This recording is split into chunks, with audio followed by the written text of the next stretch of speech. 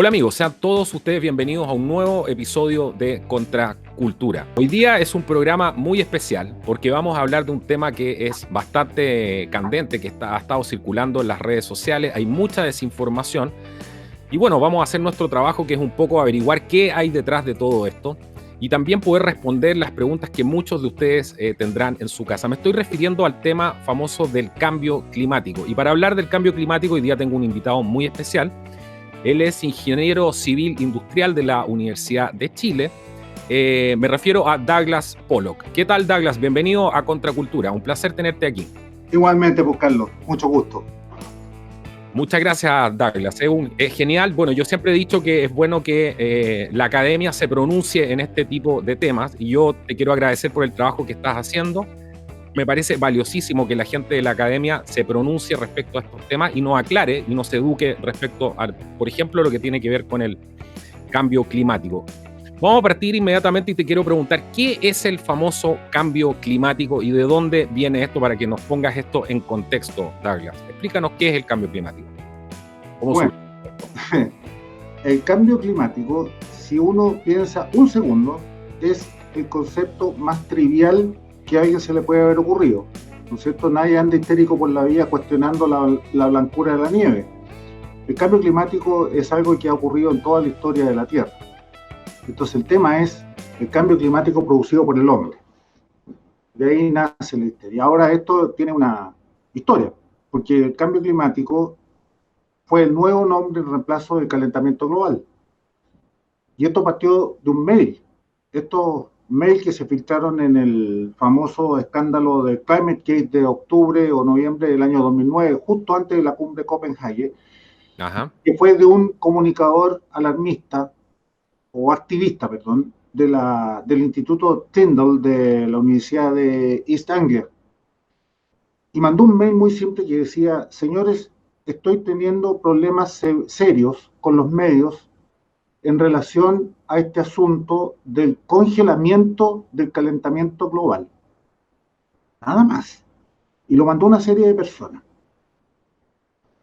Uno de los receptores es un negociador climático de esa época llamado Bo Killen, sueco. Y él respondió lo siguiente. Dijo: estoy de acuerdo de cambiarle el nombre calentamiento global a un etiquetado más amistoso como cambio climático. Y devolvió el mail.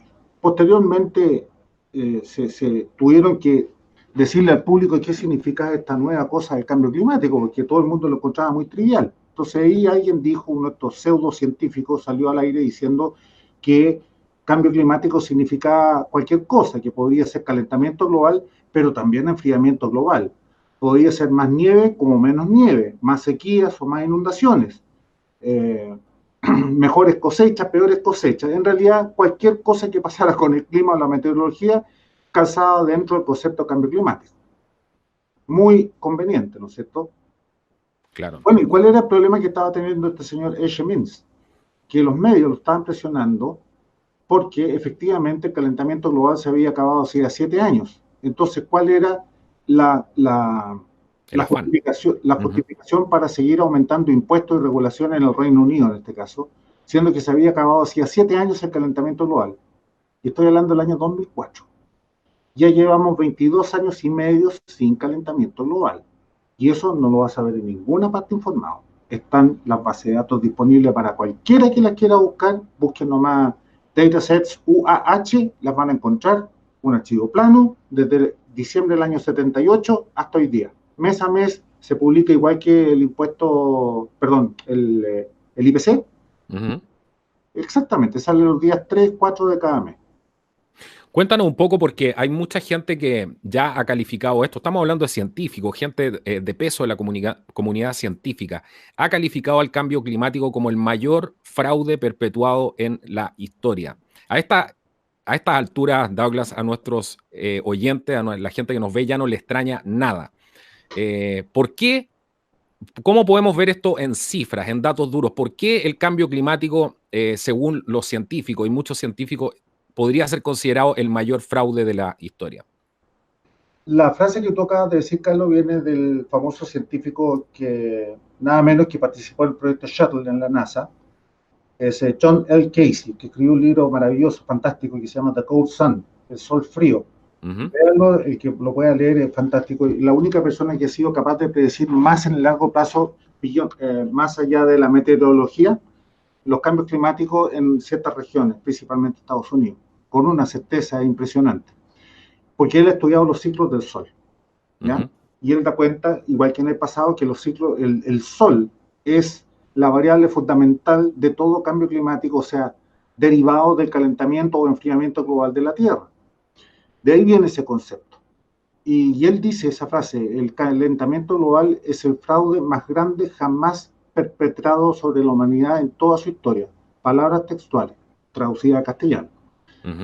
Ahí viene.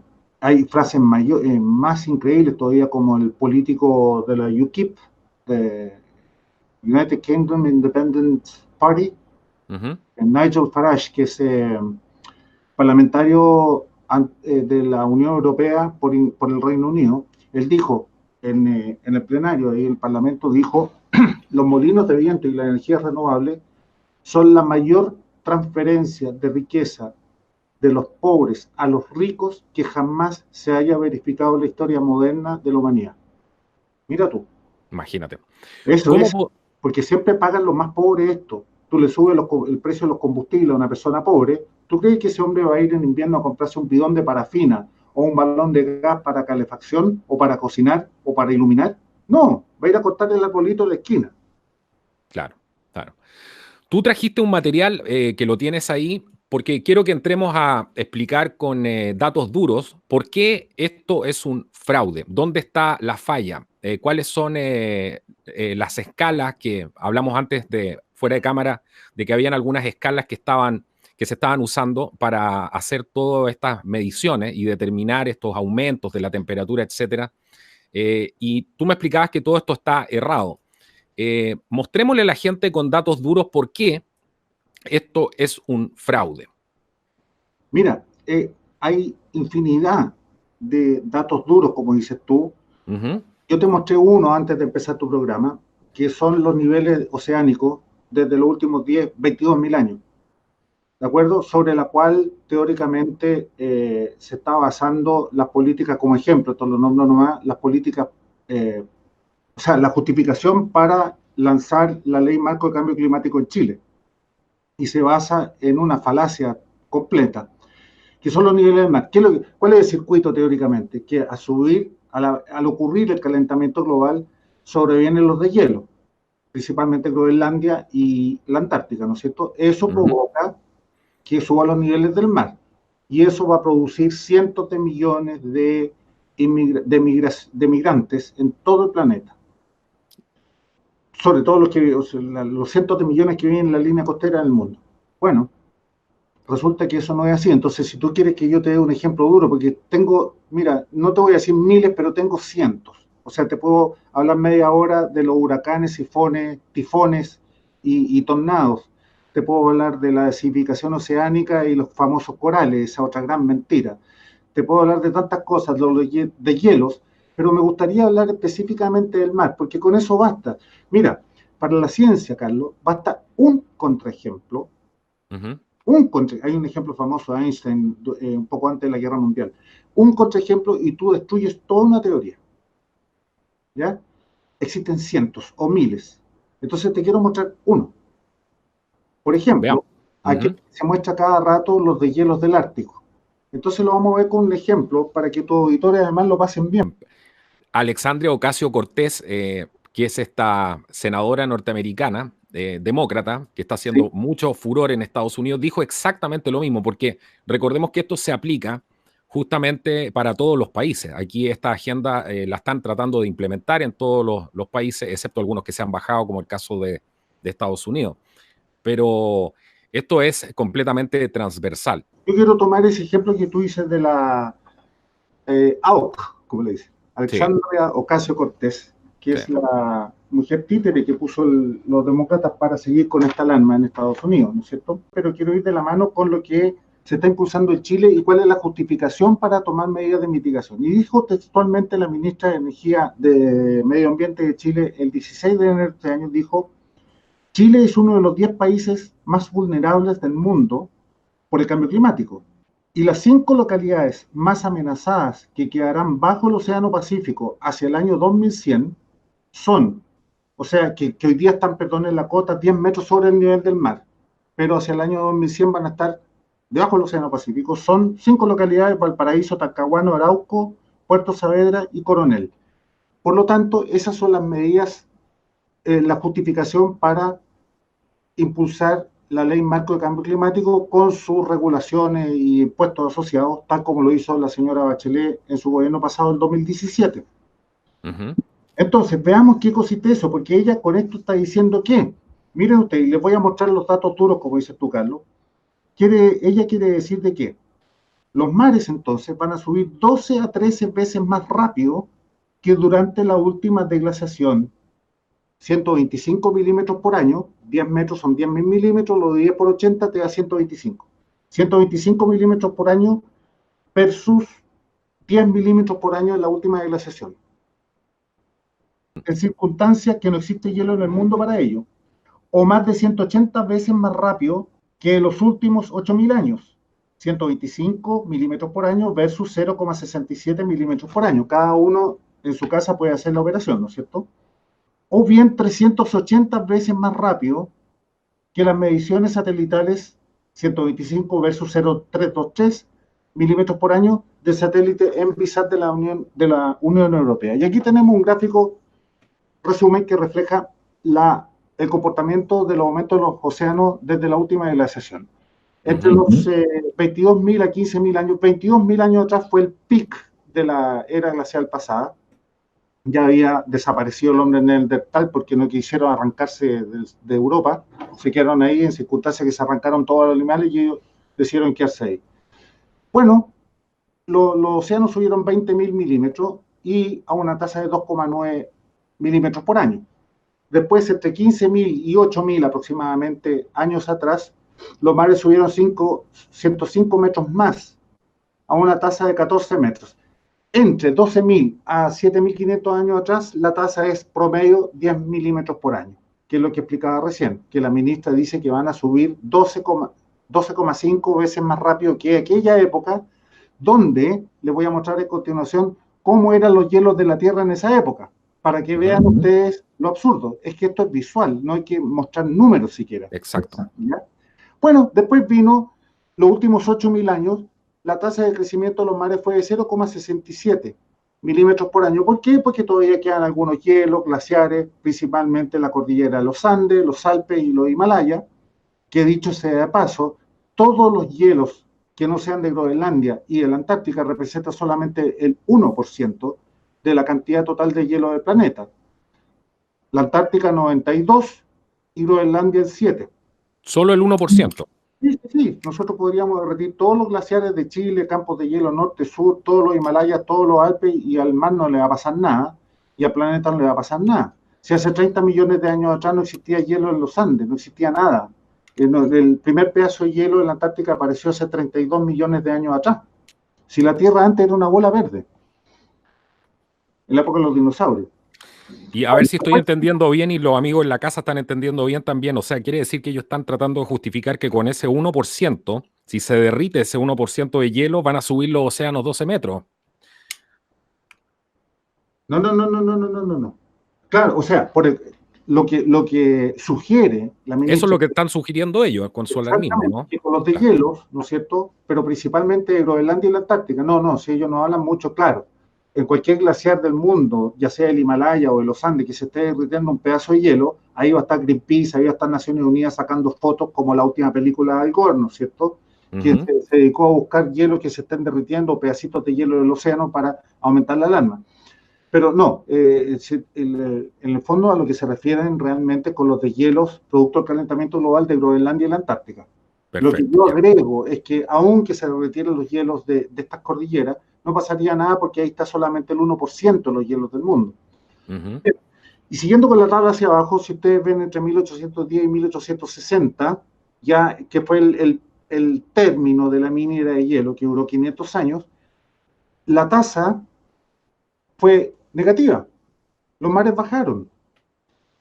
a una tasa de menos 2,4 milímetros por año. Después siguió subiendo ya, y llegamos a la era industrial, 1954. Aquí abajo, no sé si se ve el cursor mío, la flechita, ¿se ve o Sí, no? se alcanza a ver perfectamente. Ah, qué bueno, ya. Entonces estoy posicionado en 1954, el 2003, plena era industrial. Los hielos bajaron. Mira tú, bajaron su velocidad de crecimiento. Y entre 1993 y el 2016, ahí estamos en problema, porque se aceleró. Y esto es lo que recoge Naciones Unidas para la alarma, los famosos 3,4 milímetros de aumento de los niveles oceánicos. ¿Cuál es el problema con esto? De que son los satélites, son las mediciones de los satélites TOPEX, JSON 1 y JSON 2 de la NASA, que nunca fueron capaces de resolver un problema que se llama, que no lo puedo explicar aquí porque es más complejo explicarlo, que se llama degradación orbital.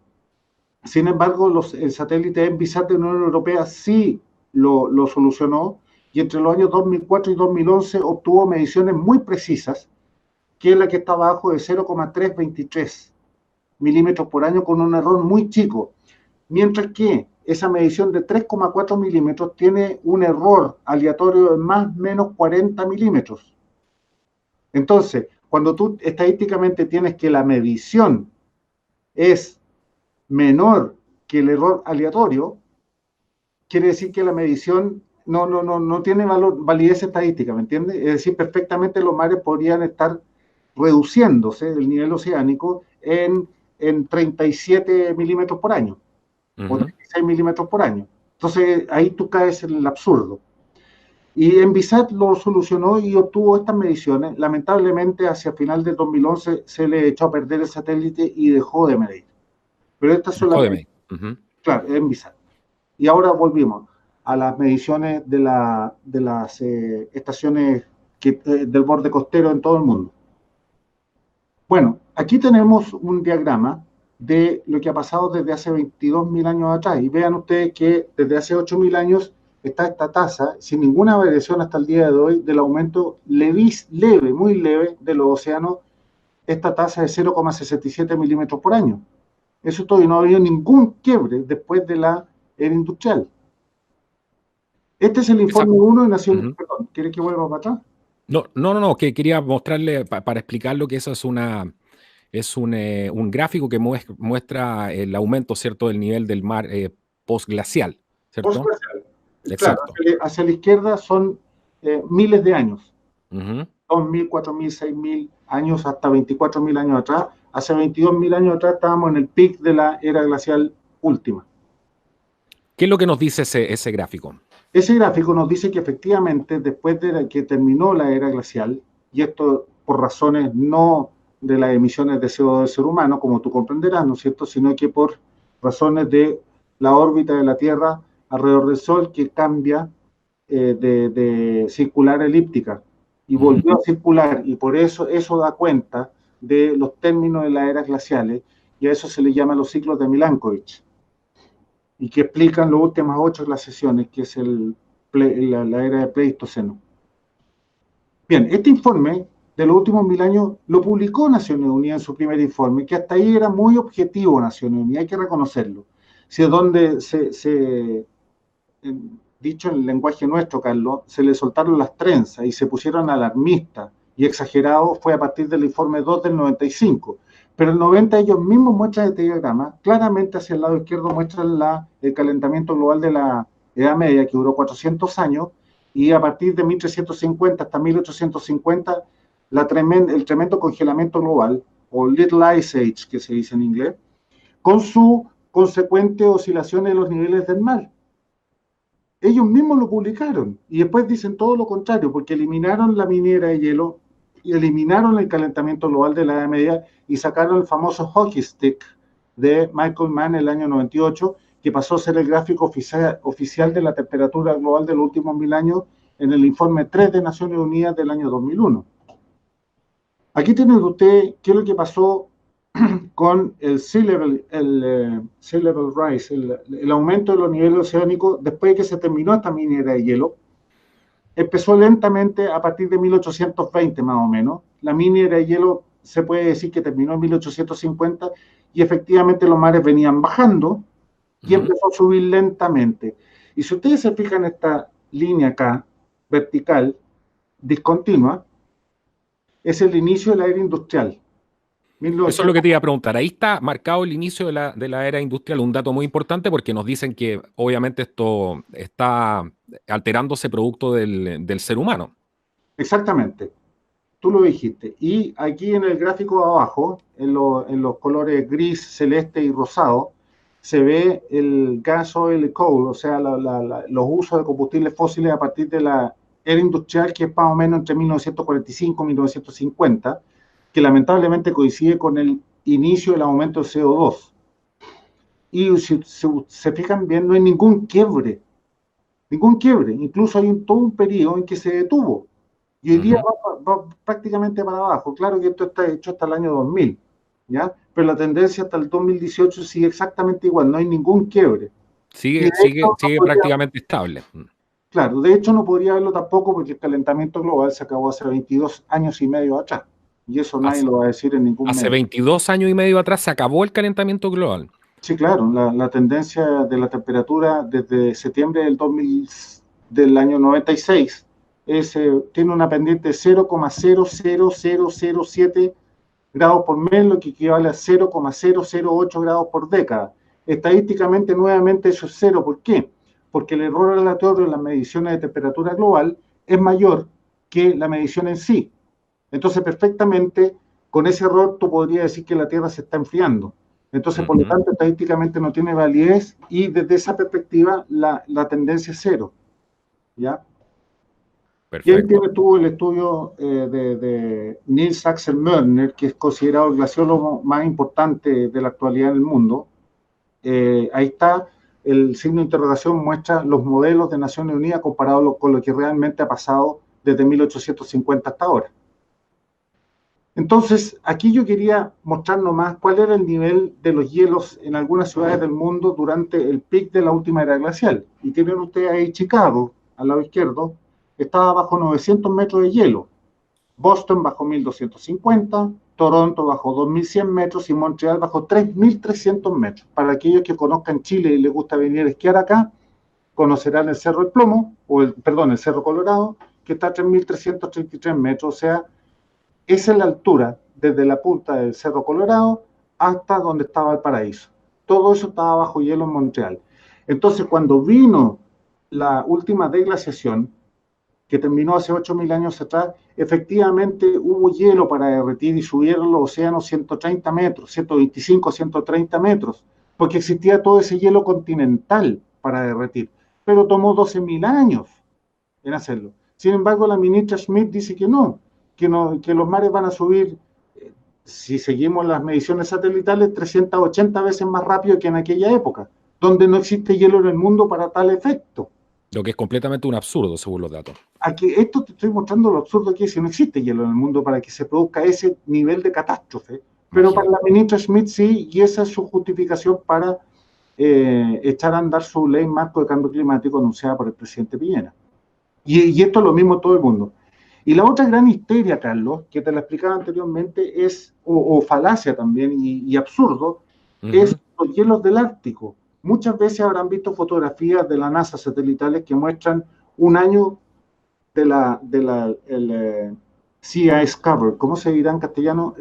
Cobertura de hielo oceánico en el Ártico, comparado con un año posterior, en pleno calentamiento global, según ellos, y muestran el shrink, el encogimiento o la Ujú. reducción de hielo oceánico. Bueno, este es un ejemplo para tus telespectadores, Carlos. Vamos a hacer el siguiente ejercicio para tus espectadores. Supóngase que este es un solo vaso que está mirándose en un espejo, en el mismo vaso. El mismo vaso. Ponemos un cubo de hielo en el vaso vacío y lo llenamos de agua o de cualquier líquido. La pregunta es, al derretirse el hielo, ¿el nivel del agua sube o baja? ¿O se mantiene igual? Hacemos una marquita, ¿no es cierto? Llega a una cierta altura, nos vamos, volvemos a la media hora y la pregunta es, ¿el nivel del agua cuando se derritió el hielo baja, sube o se mantiene igual? Esta pregunta se hace muchas veces en conferencias mundiales científicas Y es divertido. Sería bueno que tu gente respondiera por los chats o por los comentarios en tu canal, Carlos, porque después te voy a decir cuál es la estadística. Mira, las opiniones, y esto se ha hecho muchas veces la prueba en público, es más o menos un tercio, un tercio, un tercio. En el fondo la gente no sabe o no se acuerda, porque todo esto fue enseñado en los colegios en todas partes del mundo. Bueno, esa es la pregunta. ¿Sube o baja? ¿Qué tal la respuesta? No pasa nada. No pasa nada, se mantiene igual. Se mantiene igual. Entonces, la propaganda socialista o comunista o marxista, como quiera llamarla, de Naciones Unidas, es que tenemos que preocuparnos y pagar impuestos para evitar de que el Ártico se derrita. Y Exacto. en Naciones Unidas, no te voy a decir que Amundsen en el año 1906 cruzó 2 veces de Canadá, por el norte de Canadá, desde el Pacífico al Atlántico y vuelta, en una lanchita con un motor de 6 caballos de fuerza, porque no había hielo. Anda a cruzarlo hoy día, a ver cómo te va. Claro. Bueno, el señor de arriba se llama Arquímedes. Ujú. Ese es el nivel de histeria, pues. Y, y con esto he Ese tratado. es el argumento, perdón que te interrumpa, pero es tan importante lo que tú acabas de decir porque es el argumento que acaba de usar Alexandria Ocasio-Cortez hace un muy poco tiempo para decir que Nueva York iba a terminar prácticamente bajo el agua si no aprobaban el famoso Green Deal en Estados Unidos, que gracias a Dios se cayó, que querían hacer una transformación completa del país, energéticamente hablando, en menos de 12 años, una cosa así, una falacia total. Una persona que no tiene ningún tipo de conocimiento científico y que de garzona, sin desmerecer absolutamente ningún garzón, pero entenderás que necesita un poco más de conocimiento a veces para ocupar un cargo de ese tipo y para hablar de cosas tan complejas. Creo que se necesita ser mucho más experto en ciertas áreas. Sí. Bueno, hay cosas tan absurdas, Carlos, en ese Green New Deal. Tú sabes que, por supuesto, en la prensa en ninguna parte, en Estados Unidos, tal vez con este nuevo gobierno de Donald Trump, se puede haber filtrado algo en los mainstream media, pero acá en Sudamérica por ningún motivo lo vamos a ver. Pero este Green New Deal, la AOC, como le dicen allá. Sí, Eh, ellos sí. Claro, sí, porque a nadie le gusta decir ese tremendo nombre. sí. El asunto es que lo hizo un fin de semana con unos compañeros congresistas y algunos asesores en una casa por ahí, se juntaron y empezaron a discurrir esto, inventar esto, un fin de semana. Y el día lunes llegaron al Congreso proponiéndolo y agarró toda esta propaganda, prendió. Y fue eso. Y una de las cosas que decía ahí, para que veas tú el nivel perdona la expresión, pero es imbecilidad. Exacto. Es decir, una persona enferma mental no sería capaz de discurrir tal nivel de idiotez. Proponía lo siguiente, que la gente, como vamos a tener escasez de agua, ¿no es cierto?, por la cantidad de gente que hay en el mundo, y por la sequía y porque se van a derretir los hielos, otra cosa absurda, porque si el ser humano dependiera de los hielos, de los glaciares, que si yo, no existirían los seres humanos. Nosotros vivimos gracias al derretimiento de la nieve, no de los hielos. Si los hielos los permanece, porque se derrite en la nieve. Pero ese sentido común no se lo puede pedir a un izquierdista. Bueno, una de las cosas que proponía era que íbamos a tener que dejar de tomar agua potable y que en vez teníamos que orinar en un recipiente, hombres y mujeres. Luego de eso, dejar el recipiente o la botella al sol durante 6 horas, no sé por qué 6 horas, pero había que dejarlo al sol 6 horas, y después de eso tomárselo si uno tenía sed. Ahora, estaba permitido ponerle polvitos de un jugo de fruta para pasar ¿Ya? el mal sabor. Mira, qué fantástica fórmula. Ellos mismos dijeron, oye, si tú publicas esto oficialmente y lo pasas en el Congreso, te lo van a destruir antes de que puedas hablar. Entonces le sacaron ese párrafo. Pero esas cosas estaban puestas ahí. Claro. ¿Fija? Entonces, bueno, ahí está el resultado. Hasta los mismos demócratas votaron que no en el Senado. Claro, no, totalmente. Hay que tener bastante personalidad para poder hacer ese tipo de aseveraciones, sabiendo además que el mundo científico que te está mirando y no teniendo ningún pudor y ninguna vergüenza de que hay gente al otro lado de la pantalla que sí sabe, pero obviamente por eso ya nosotros empezamos a hablar cuando vemos el tipo de leyes aquí que se están tratando de sacar, uno ya se empieza a cuestionar directamente la salud mental de esta gente, Mm, porque ya no te cabe otra, es lo único sensato que puedes hacer. sí, pues. Porque es una cosa impresionante. ¿Qué es esta famosa huella de carbono? Para que la gente entienda, porque acá hay impuestos asociados, se nos ha hablado mucho del tema de la huella de carbono. Explícale a la gente en términos simples qué es esta famosa huella de carbono y por qué el carbono es malo, ¿cierto? Porque han tratado de demonizar al carbono. ¿Es tan malo el carbono? ¿Y qué es esta huella de carbono? Bueno, primero que nada, cuando hablan de huella de carbono se refiere al CO2, ¿no es cierto? Entonces, es otro elemento de confusión. Entonces, todos estamos, cada vez que tú prendes el auto, estamos dejando una huella de carbono. Cada vez que andas en bus, en transporte público, estás dejando una huella de carbono en avión, que si va en barco. Bueno, es tan absurdo como si yo te preguntara a ti, pues, Carlos, si tú para alinear tu ensalada le pones cloro en vez de sal. O si tienes sed, te tomas un vaso de hidrógeno en vez de tomar un vaso de agua. Entonces, Alexandra Ocasio-Cortez te diría con toda sensatez, oiga, pero si el agua tiene hidrógeno y la sal es cloruro de sodio, o sea, tiene cloro, entonces usted está tomando cloro. Así de estúpido.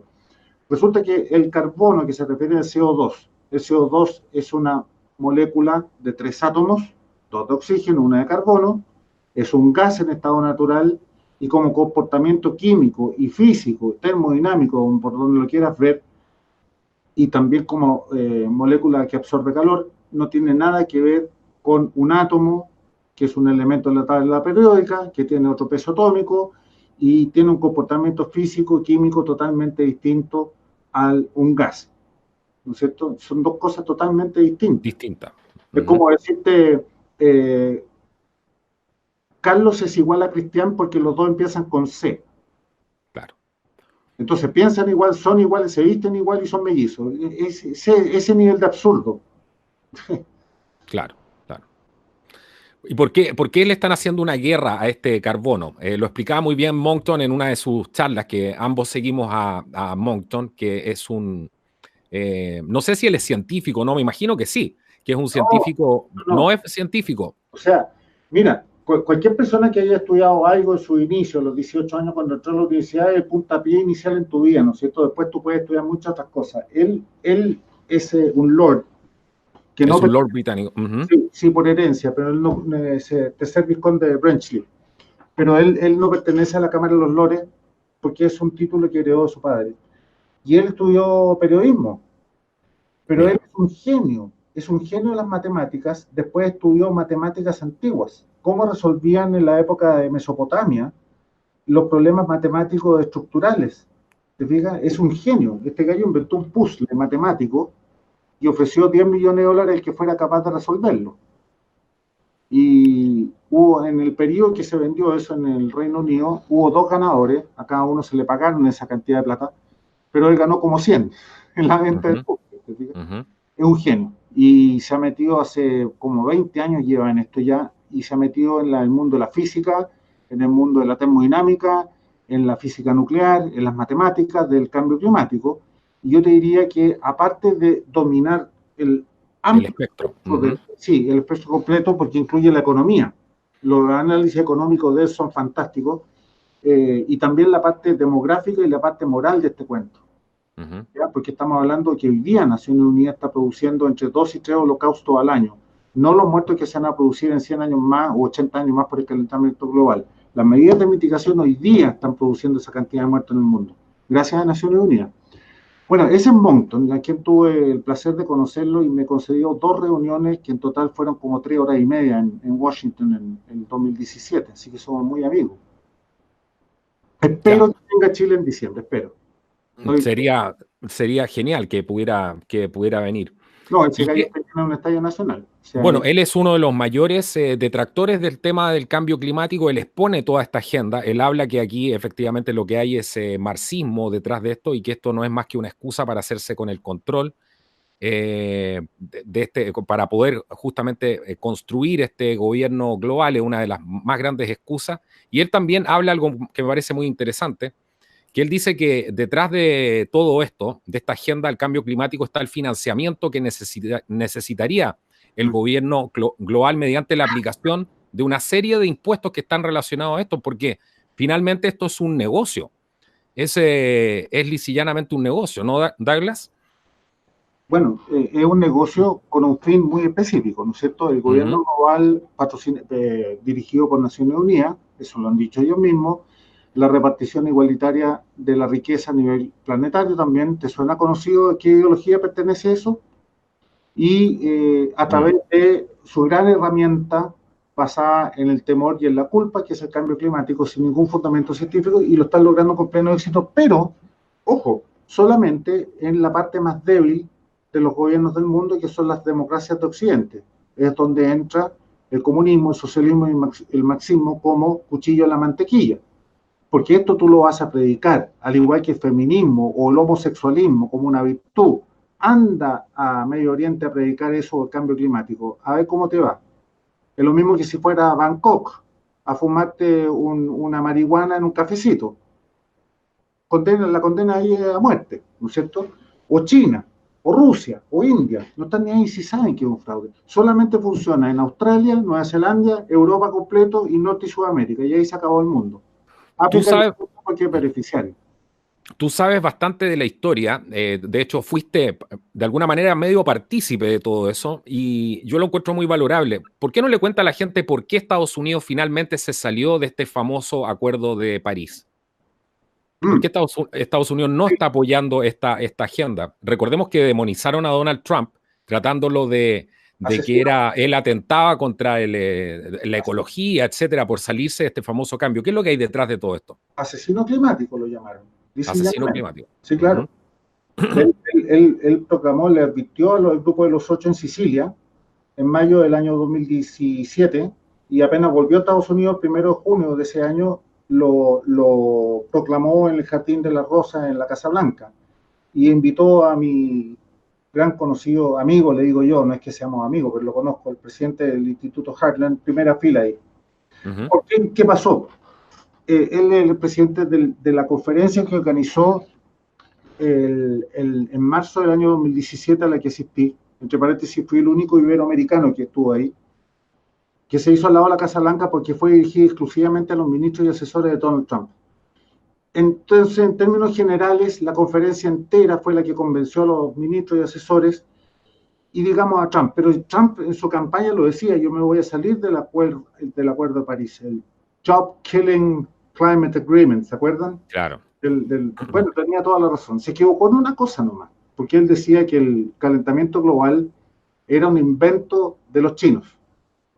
Era un fraude inventado por los chinos. Bueno, se equivocó en el 50%, porque era un fraude, pero fue inventado por un norteamericano en el año 57, pero con fines científicos. Los chinos se aprovecharon de eso. Bueno, el asunto es que dentro de esa conferencia hubo un discurso que yo te diría que fue la gota que rebasó el vaso, de un señor que se llama Jay Lehr, que nos dijo el discurso a nosotros los presentes antes de ir a mostrárselo al presidente, o al día siguiente o al lunes siguiente, no, eso no tengo forma de saberlo, pero una de las cosas que decía eran las 4 causales por las cuales Estados Unidos tenía que salirse mandatoriamente del Acuerdo de París. Y yo le propongo a cualquier persona de sentido común que quiera proteger los intereses de su país, mínimo, básico, que diga si no hubiera hecho lo mismo. Y estas son las 4 causales. El Acuerdo de París, en relación a Estados Unidos, exigía la firma de Estados Unidos porque de ahí se iban a obtener los mayores recursos para salvar al planeta del Armagedón. Primero. Exacto. Segundo, cualquier tecnología que Estados Unidos desarrollara en el futuro que emitiera gases de efecto invernadero por sobre lo razonable, sin definir lo que es razonable, Estados Unidos no lo podía desarrollar, no lo podía comercializar, vender ni usar. Tercero, cualquier tecnología que Estados Unidos desarrollara que emitiera menos gases de efecto invernadero que lo razonable, nuevamente no define lo que es razonable, Estados Unidos no solamente tenía que desarrollarlo, fabricarlo, sino que distribuirlo en todo el mundo gratuitamente. Dime tú, ¿qué empresario independiente se puede interesar, se puede motivar a desarrollar nada si no va a recibir nada a cambio? Y cuarto, y este para mi gusto es la lápida de lo absurdo, es cualquier país que se sienta amenazado o invadido por gases de efecto invernadero que haya invadido su espacio aéreo, podrá demandar a Estados Unidos por daños y perjuicios, no en una corte internacional de justicia, como por ejemplo la Haya, sino que una corte ad hoc, cuyos jueces van a ser miembros de las partes, Imagínate, ¿a quién podría coger las Naciones Unidas como miembro de las partes? A China, a los que más odian a Estados Unidos, México, Canadá, Seguro. China, Sí. Corea del Norte, que se van a En hacer el los... fondo, una Corte de Naciones Unidas, en el fondo. Claro, claro, ad hoc. Ujú. Bueno, ese es el acuerdo de París en cuanto a Estados Unidos. Es decir, terminar con la economía de Estados Unidos. Y Obama estaba de acuerdo con eso. No me cabe la menor duda. Bueno, ese discurso se le presentó al presidente junto con el respaldo. Ahora, ¿qué es lo que pasó con este señor Jay Lehr? Antes de eso, se le secó un top advisor, un asesor top, y le pidió que por favor preparara una presentación a Donald Trump que le sirviera a él como respaldo científico final en su convicción de que el calentamiento global causado por el hombre era un fraude. Y esa es una parte del discurso que está, para cualquiera que lo quiera ver, pongan J. Lehr ICCC 12. Cualquiera que lo quiera ver está en inglés, por supuesto, y es de marzo del año 2007. Yo estaba a 4 metros de este señor, yo no podía creer que yo iba a escuchar primero lo que le iba a ser presentado a continuación al presidente de Estados Unidos. Véanlo, él tiene dos discursos y se tienen que buscar con cuidado, porque él habló 2 veces en esa conferencia, el día 1 y el día 2, ¿ya? Un día en la mañana y un día en la tarde. Eso es. Perfecto. Porque como de la manera en que nos venden esto a nosotros, por otro lado las Naciones, pongamos la contraparte también, por otro lado las Naciones Unidas nos dice que hay un consenso de científicos. Cuando ellos presentan todo esto y dicen, obviamente le dan un peso científico, tienen que hacerlo, ¿cierto? Y ellos hablan de que hay un consenso de científicos. ¿Qué nos puedes decir? ¿Qué te pasa a ti cuando tú tienes esta cifra? Cuando tú ves estos datos y por otro lado ves que hay un consenso de científicos que según ellos, ¿quién está equivocado aquí? ¿De dónde viene este consenso de científicos? Queensland, Queensland. la Universidad de Queensland. Bueno, hay ¿Qué dos pasa cosas. ahí? Sí, hay dos Ahí hay cosas. otro enredo, claro. Sí, yo te lo voy a aclarar, ¿ya? Y ojalá se corra la bola, como se dice aquí en Chile. Primero que nada, la ciencia jamás se ha regido por consensos. La ciencia no es una democracia que se juntan 10 personas y digamos, oye, ¿estamos de acuerdo en que 2 más 2 es 4? Tú puedes decir que no, que es 6, el otro dice que es 1. Entonces, para que haya consenso, sacamos un promedio, por ejemplo. O el que más dijo que era igual a 5, entonces 2 más 2 es igual a 5. Eso es un consenso. La ciencia jamás se ha regido por eso desde que se inventó la ciencia. Bueno, ese es un primer absurdo que Primer absurdo. cuando lleguen con un consenso en nombre de la ciencia, inmediatamente hay que desecharlo y seguir tu camino, ¿no es cierto?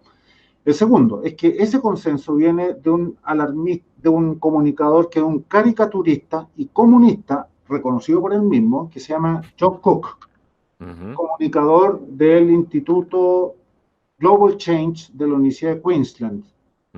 Y él hizo una encuesta a 11.944 peer-reviewed papers.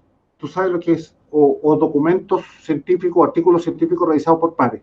Exacto. ¿Ya? Eso de todo el mundo. Se demoró mucho tiempo, del 91 al 2013. Se demoró esta encuesta, en que él preguntaba, señores, ¿el hombre tiene poco o nada de incidencia en el calentamiento global?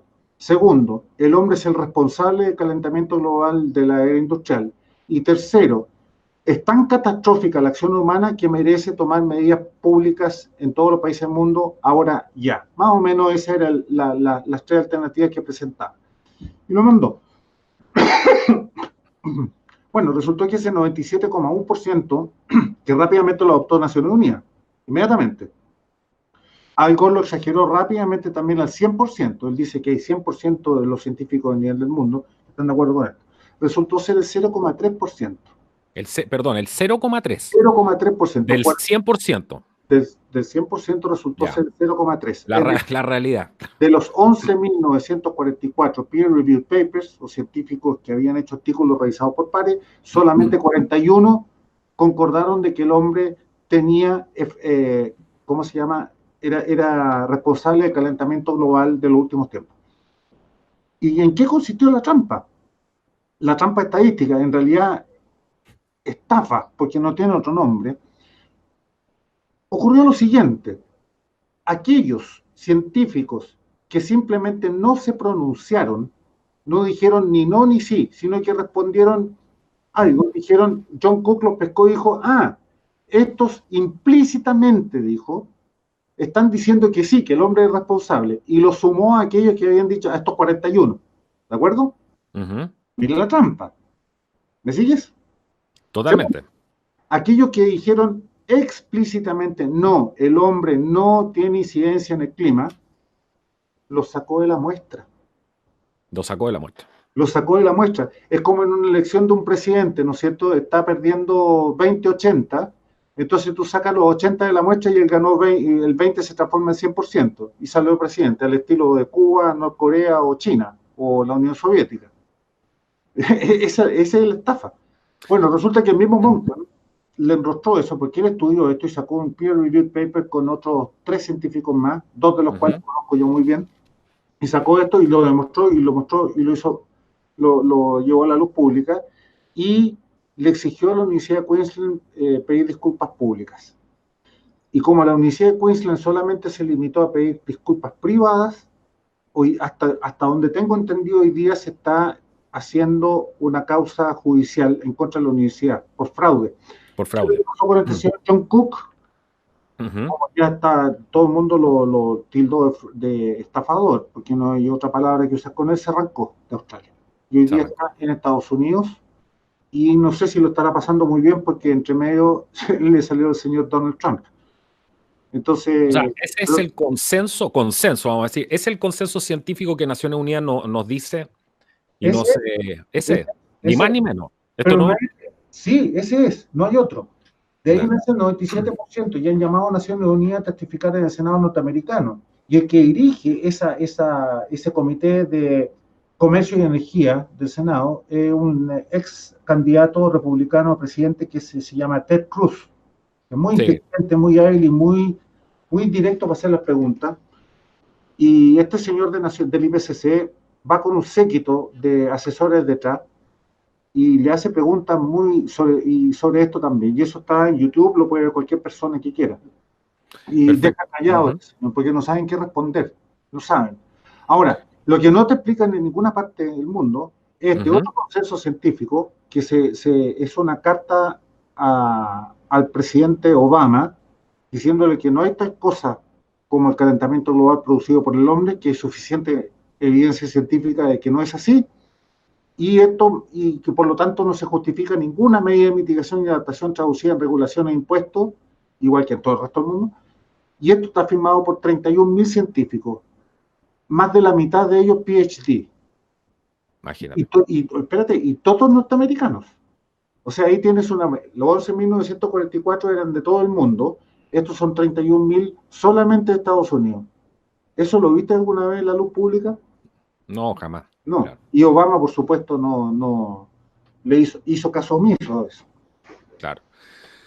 Bueno, Naciones Unidas, otra de las cosas que nos está diciendo, para poder desenterrar un poquito lo que hay debajo de esta historia, nos está diciendo que si aumenta la temperatura 2 grados, el mundo prácticamente se va a acabar, porque son unos alarmistas. Están diciendo que si aumenta 2 grados, todo esto se va realmente a cualquier parte, nuestra vida en el planeta Tierra. ¿Qué nos puedes decir de eso, de esos famosos 2 grados? ¿Cómo cambiaría el mundo para bien o para mal? ¿Es tan real eso, de los famosos 2 grados? Bueno, si fuera cierto lo que dice Naciones Unidas, jamás hubiera existido la humanidad en la época de nuestro Señor Jesucristo, hace 2000 años atrás, ni en la Edad Media, ni en la época de los egipcios, ni al término de la era minoica, en la era minoica, al término de la era de bronce, los tremendos 2 calentamientos globales del principio del Holoceno, que estábamos hablando ya de la edad de piedra. Cada uno de esos calentamientos globales más intensos en temperatura que este pequeño entibiamiento que estamos experimentando hoy día, que lo único que nos ha traído beneficios, porque el frío mata 20 veces más seres humanos que el calor. Bueno, esos 2 grados Celsius se le ocurrió... O sea, espérate, para ponerlo en contexto, lo que tú estás diciendo es que si aumenta la temperatura es beneficioso para el hombre. Absolutamente. Imagínate tú que aumentara un poquitito la temperatura en Canadá. Imagínate la cantidad de tierras que se liberarían para la agricultura, o en Siberia, o en tantas otras partes, o bien en Groenlandia como en la Edad Media, que fue colonizada por los vikingos y estuvieron más de 100 años ahí. Y tenían viñedos, tenían agricultura, tenían ganado. Se establecieron, están las casas y están las tumbas, pero están debajo del permafrost. Están ahí, están todos los vestigios. Habían árboles, habían bosques. Bueno, todo eso se acabó con la mini era de hielo. Esto fue entre el año 950 y 1100 y tanto que estuvieron los vikingos ahí colonizando. Lamentablemente se quedaron ahí y no volvieron a sus tierras en el sur, pero porque eran tercos nomás. Y bueno, ahí tienes tu ejemplo del beneficio que te trae. En la Edad Media se le llamó el óptimo climático. Estamos hablando de 2,5, 3 grados superior a la temperatura actual de la Tierra. Esa fue la época en que se construyeron los castillos y las catedrales más grandes que existen hasta el día de hoy, entre ellas la Catedral de Notre Dame. Pleno calentamiento global de la Edad Media. Eso impensable durante la mini era de hielo que duró 500 años y terminó recién en 1850. Ahora, estos 2 grados Celsius, ¿de dónde sale? Fue un comentario nomás. Un comentario que hizo y salió publicado alguna vez de un señor que se llama William Nordhaus, economista de la Universidad de Yale, que fue asesor en economía del presidente Jimmy Carter entre el año 76 y 79. Este señor, en el año 1975, dijo el siguiente comentario: se me ocurre, con esa palabra, se me ocurre, I believe, en inglés, que si la temperatura de la atmósfera subiera 2 grados por sobre las observaciones del último milenio, entonces el clima podría entrar en una fase de disrupción fuera de control, algo así. Y nada más. Y ahí quedó. Él lo dijo, se enterró, no tuvo ninguna repercusión en ninguna parte hasta el año 2010, que fue la primera cumbre de Naciones Unidas luego del desastre del 2009 en Copenhague, porque no se metió China, había recién salido Climate Gate, y Naciones Unidas estaba tratando de subsistir y no morir ahogada, porque el mundo se le fue encima, por el escándalo, el fraude. 8.000 documentos y emails, de los cuales te he mencionado algunos, salieron a la luz pública en 2 años. Por casualidad fue eso un milagro. Si tú me das el tiempo, te lo explico después, para no irme del tema. Bien, Naciones Unidas desenterró este número de alguna parte y lo puso como la temperatura límite oficial en la cumbre de Cancún del año 2010. Ahí salió esos 2 grados Celsius. De ahí viene. Fue una opinión nomás. Es una opinión. Es como si tú dijeras, se me ocurre que va a llover mañana, entonces... Claro, otra falacia más. El diluvio universal, entonces, y lo hace oficial. Y por eso estamos pagando impuestos. El señor Nordhaus, que se acaba de ganar el Premio Nobel de Economía hace unos 6-7 meses atrás, él se dijo el año 2012, desde la misma Universidad de Yale, y dijo, urbi et orbi, en términos de costo-beneficio, en cuanto a las medidas de mitigación y adaptación al cambio climático, lo mejor es no hacer nada por los próximos 50 años. Y hoy día está archienemigo, y mira lo curioso, porque este hombre es demócrata, o sea, él debería estar totalmente afín a la ideología marxista, las de Al Gore y Naciones Unidas. Dicho sea de paso, Al Gore fue el que empezó esto y Naciones Unidas sí, después. Totalmente. Y ahí nace. ¿Qué crees tú que hay detrás, después de que tú has estudiado todo esto, qué crees tú que hay detrás de todo esto? Para mí, obviamente, esto es parte de la agenda globalista. Yo lo que veo aquí es marxismo, el esfuerzo justamente por crear un problema, ofrecer una solución finalmente en base a la creación de un problema completamente artificial. Monckton dice algo muy interesante que lo quiero rescatar aquí, quiero que nos hagas a lo mejor un pequeño comentario de eso, pero él dice, si nosotros logramos quebrar el tema del cambio climático, se acaba esta agenda globalista como la tienen prevista, porque de aquí van a sacar los impuestos para financiar todos estos programas que tiene las Naciones Unidas de control totalitario. ¿Qué piensas tú de eso? Porque esto se trata finalmente del nuevo orden mundial y de ninguna otra cosa, o gobierno global, como quieran llamarlo. Mira, yo no sé si lo dijo Monckton o no. Después te voy a decir. Sí, yo se lo escuché a él, por lo menos. Sí. Ya. Porque también tiene una frase genial. No sé si es de él, pero se la he escuchado a él. No sé si él es el autor. Pero bien, efectivamente es así, pues, Carlos. Porque hay un dicho criollo nuestro que dice que encontraron a la Virgen amarrada a un trapito. O sea, la mejor herramienta y la mejor excusa y justificación para en pos de este otro gran objetivo de ellos, que es el gobierno global. El término del capitalismo está dentro de ese objetivo, la redistribución igualitaria de la riqueza a nivel global, que por supuesto se la sacan a los ricos con la idea de dársela a los pobres, y bueno, y terminar con el concepto de nación, ¿no es cierto? Autodeterminación de los pueblos, con el concepto de soberanía. Un solo gran pueblo global liderado por Naciones Unidas. Lo dicen textualmente, por lo demás. Exacto. Se le salió en el anexo 1 final del Tratado de Copenhague. Ahí está. Bueno, el asunto es que es así, porque encontraron la gallina de los huevos de oro. La gallina de los huevos de oro, eso es. Sí. ¿Por qué? Porque encendió muy rápidamente la población mundial, porque es muy fácil caer en la trampa, porque mira tú, Carlos. Y es muy moderno además, porque imagínate, estás hablando de proteger el planeta, de ser ecológico, de ser moderno, de reciclar, bueno, sin estar en contra del reciclaje, pero metiendo todos esos términos dentro. Entonces es muy atractivo todo esto. Por supuesto, es casi una moda, una cosa contracultural incluso. Claro, y por supuesto, dentro de lo que tú dijiste, el CO2 como gas contaminante.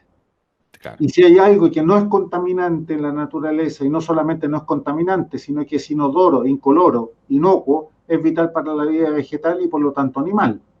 Entonces no es contaminante. Todo lo que se ve, smog y todo eso, es cualquier cosa menos CO2. El CO2 es vida. Claro. No, y es transparente. Además, no, algunos dicen la opacidad de la atmósfera es por culpa del CO2. No, esos son partículas en suspensión menor a 1,5 micrones. No tiene nada que ver con el CO2. Bueno, efectivamente es así, pues. Es así, porque mira, este es el circuito lógico que usan estos gallos, que es muy fácil caer en la trampa. Primero, estoy haciendo el gesto de los socialistas, no es mi... Sí, claro. No, el CO2, ¿es un gas de efecto invernadero o no? Sí, nadie lo puede discutir. Segundo, la Tierra se ha calentado en la era industrial cuando empezó a subir el CO2, desde 1950 para adelante. Sí, digamos que sí. En realidad se enfrió, pero convengamos que sí. Tercero, ¿el hombre produce CO2? Claro que sí, pues si andamos en auto, en barco, en avión. Entonces el hombre es culpable del calentamiento global. Es muy fácil caer, ¿no es cierto? Muy fácil. Bueno, ese circuito es una falacia por donde lo quieran mirar, pero tenemos la mala costumbre de no mirar, de leer entre líneas, como se dice. ¿Ya?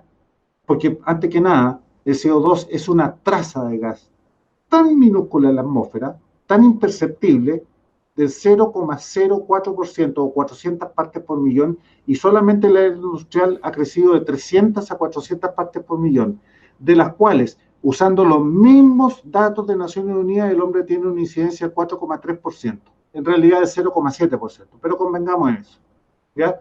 O sea, nada. Es tan débil la cantidad de CO2 que hay en la atmósfera que hay menos CO2 en la atmósfera que impurezas en el cobre blister. Con eso te digo todo. Hay menos CO2. Estamos en un nivel de hambruna de CO2. Redájalo un poco más y vamos a empezar a morir los seres humanos, porque empiezan a morir las plantas. La agricultura se arruina. Eso uno. Segundo, el CO2 como gas de efecto invernadero es tremendamente débil. Y en la atmósfera, el gas que la lleva con un 95% de incidencia es el vapor de agua. El CO2 es un cero a la izquierda, es usando el concepto matemático, es despreciable. Despreciable.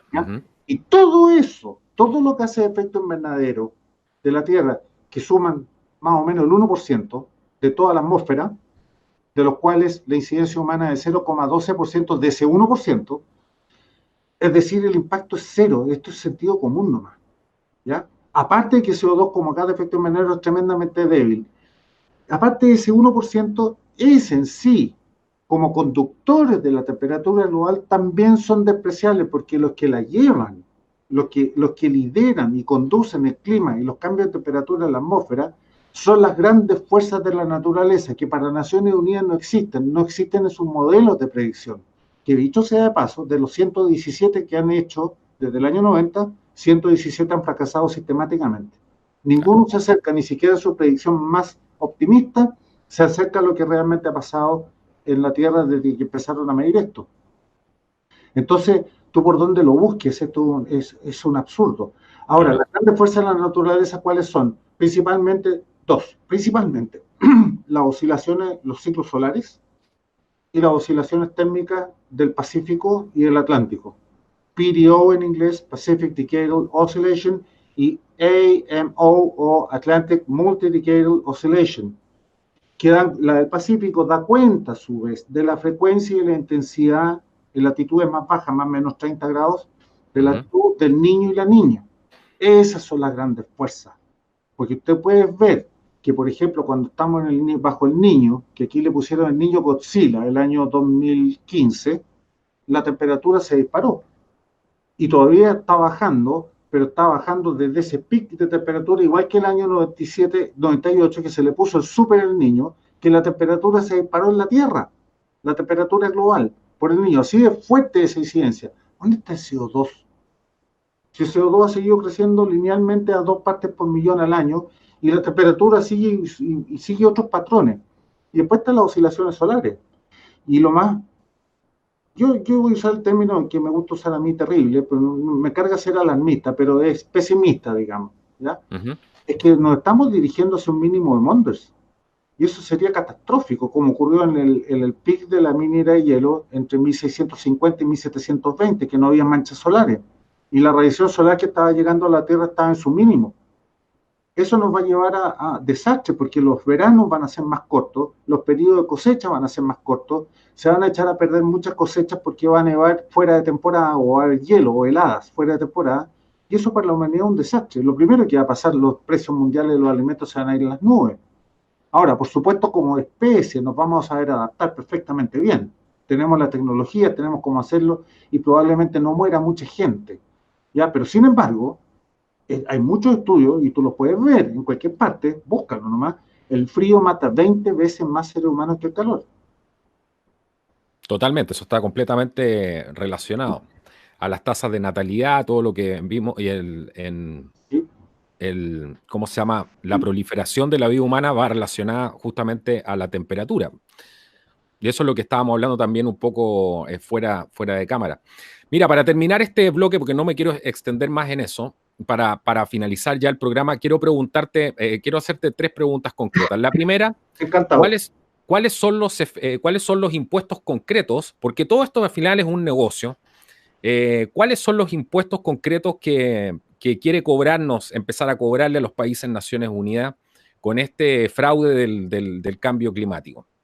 Vamos a las lucas aquí, a la plata, como decimos nosotros. Bueno, la Naciones Unidas no te impone qué impuestos cada nación va a cobrar en su país, ¿ya? Yo te puedo mencionar algunos de Estados Unidos y los de Chile, y también los de Australia, los de Alemania, Nueva Zelanda, Canadá, Dinamarca, Reino Unido y Estados Unidos, ya lo dije, y Chile.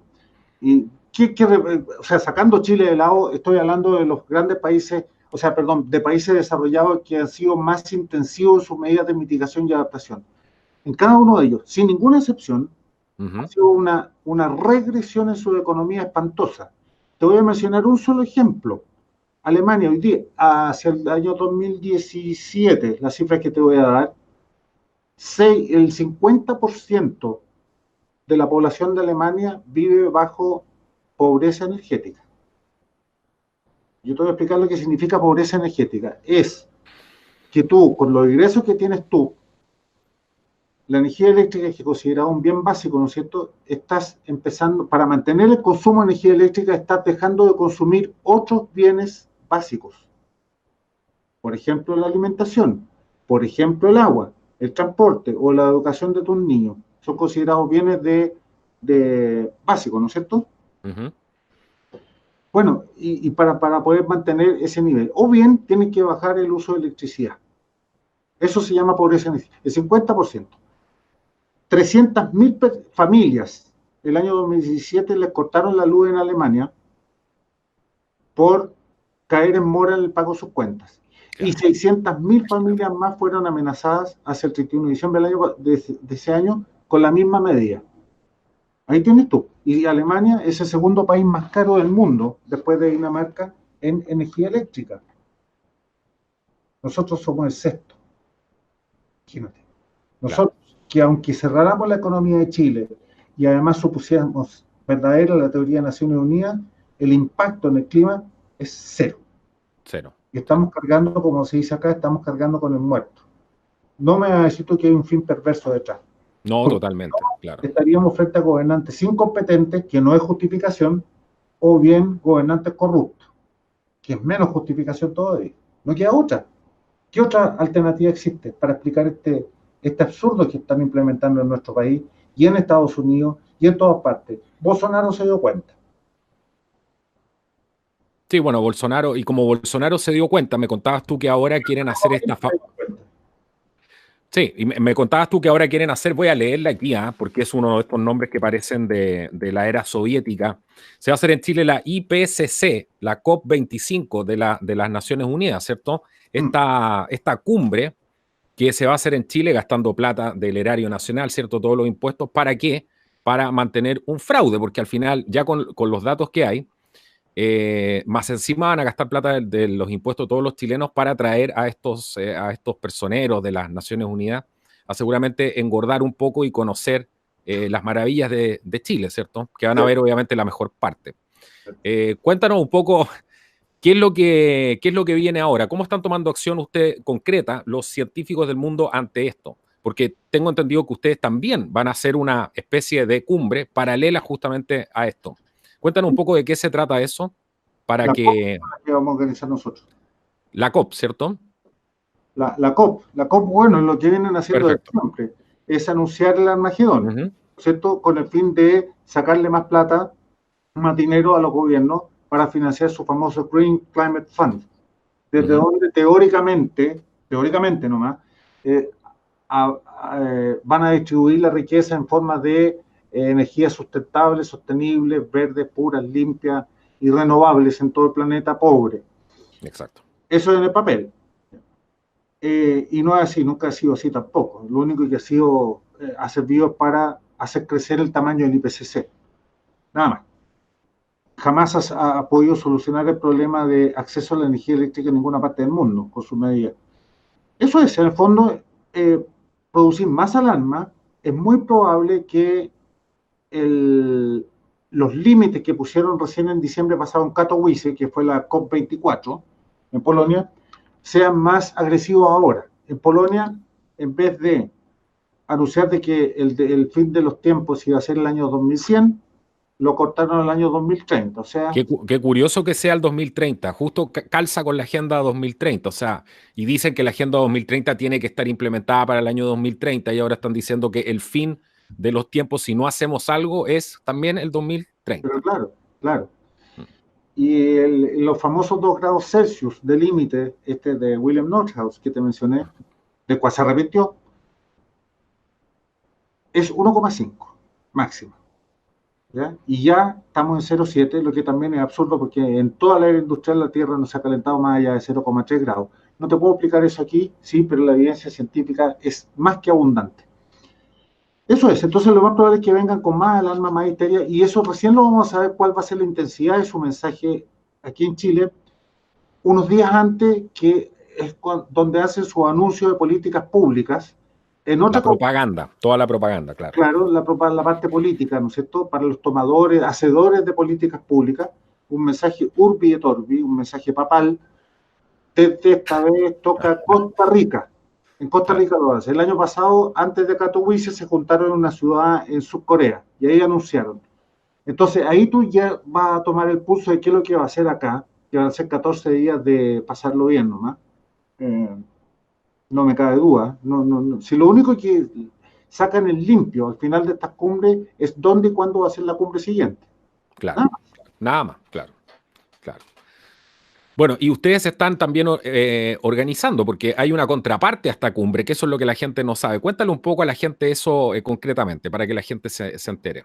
Este mismo instituto que organizó la conferencia del año 2017, que le que explicaba recién, que terminó por convencer al presidente de Estados Unidos a salirse del fraude del Acuerdo de París, ellos, yo te diría que casi sin excepción, organizan una conferencia científico y económica paralela a Naciones Unidas, no en el mismo lugar, porque es imposible. y sacan comunicados oficiales. En algunos países los considera la prensa, no creo que en Chile los vaya a considerar la prensa porque está totalmente ladeada hacia la izquierda, todos los canales de televisión por lo menos, y en el caso, por ejemplo, de Polonia, fueron de la mano con el sindicato Solidaridad y juntos hicieron una declaración pública que tuvo mucha repercusión en Polonia, porque dijeron, todo lo que dice Naciones Unidas aquí en este país, que el único fin es poner término a la producción de las minas de carbón. Por eso le hicieron en Katowice, el centro neurálgico de la producción de carbón, que es la que abastece energía eléctrica a Polonia. Por eso le hicieron ahí. Sacaron un comunicado conjunto. Tuvo mucha repercusión, diciendo que no hay ninguna justificación, ningún fundamento científico para las cosas que están haciendo y las motivaciones de ellos son esta y esta otra. Y sacaron el comunicado conjunto y tuvo mucha repercusión allá, pero no en el resto del mundo. Ahora, tal vez podamos ir junto con ellos a algún think tank chileno, estamos viendo eso, o si no lo van a hacer igual directamente, que es lo que ya estamos organizando.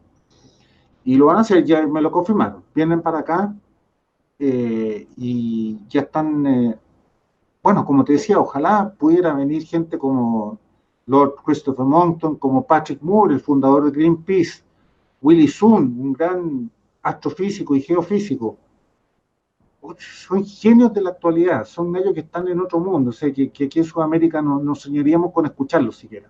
Son los grandes gurús de la ciencia, verdadera, auténtica. Gente como esa, los traen siempre y son espectaculares.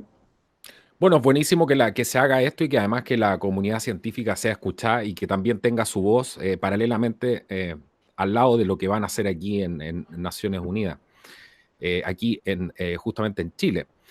Yo quiero agradecerte por haber participado hoy día en el canal, Douglas. Ha sido un placer tenerte acá.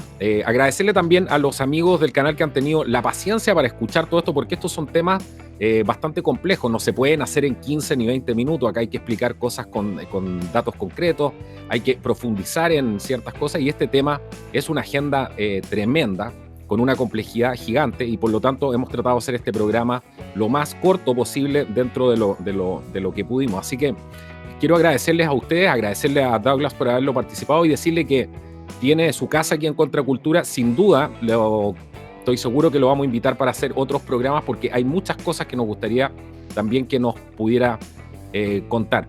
Douglas, no sé si le quieres dar algún mensaje a la gente. Sí, dime. Sobre todo en la parte económica, que al final es lo que nos pega a todos, ¿no es cierto? ¿Cómo me va a influir a mí, a mi familia, a mis nietos en el futuro, estas medidas de mitigación y adaptación? ¿Y con qué objetivo y con qué resultado? Eso es lo más importante al final. Exacto. Lo que hemos hablado hoy día un poquitito es la fundamentación científica y llegar al fraude por todos lados. Pero lo otro, ¿cómo nos pega a nosotros en nuestra vida cotidiana? Eso es muy, muy importante saberlo también. Más en profundidad. No, totalmente. Así que eso vamos a trabajar en eso. Te vamos a invitar a otros programas para desarrollar algunos otros temas. Quiero agradecerte. Muchas gracias por haber participado en el programa. Recuerden compartir, denle like al video. Esto ha sido Contracultura. Nos vemos en el próximo programa. Hasta la próxima.